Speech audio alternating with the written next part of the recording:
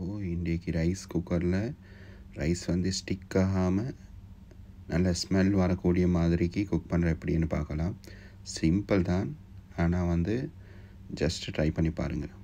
ரைஸை எடுத்தாச்சு, அதுக்கு தேவையான உப்பு சரியா உப்பு ஆட் பண்ணியாச்சு சரியா. அதோடு சேர்த்து உங்களுக்கு நல்ல ஸ்மெல்லும் ரைஸ் வந்து நல்லா இன்னும் சாஃப்டாகக்கூடிய மாதிரிக்கு கீ வெஜிடபிள் கீ இருக்கு இல்லையா, வெஜிடபிள் கீ ஒரு ஸ்பூன் ஆட் பண்ணுங்கள்.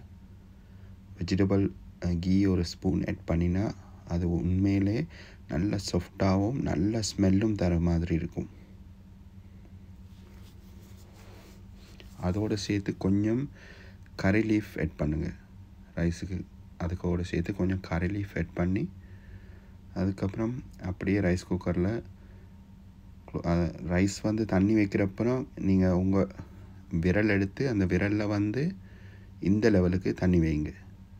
அப்போ தான் அது வந்து ஸ்டிக் ஆகாமல் ரொம்ப அந்த இதை இல்லாமலும் நல்ல சாஃப்டாகவும் இருக்கும் சரியா. நார்மலாக வந்து நான் இந்த கீ தான் யூஸ் பண்ணுறேன், வெஜிடபிள் கீ நல்லா இருக்கும். ஒரு ஸ்பூன் போட்டு ரைஸை ஆட் பண்ணி வச்சுருக்கு.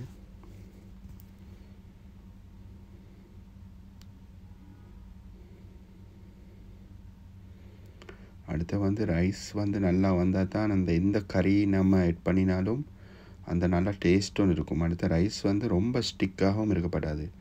ரொம்ப ஸ்டிக்காக இருந்தால் அது வந்து சாப்பிட்றதுக்கு நம்ம அந்த கொலன்னு ஒரு அந்த இது ஒன்று இருக்கும். அது இல்லாமல் சும்மா நார்மலான ஒரு இதில் இருந்தால் தான் லேசாக நம்மளுக்கு அதை ஆட் பண்ணி சாப்பிடக்கூடிய மாதிரி இருக்கும். பாருங்கள், இப்போ ரைஸ் குக் ஆகியாச்சு, எப்படி வந்திருக்குண்டு.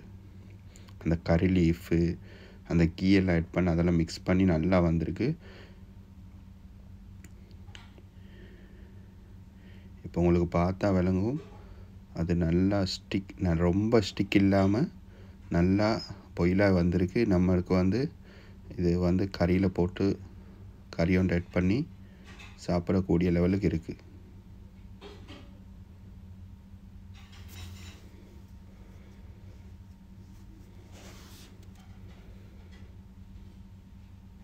உங்களுக்கு பார்த்தா விளங்கும் ரைஸ் எப்படி வந்திருக்குண்டு.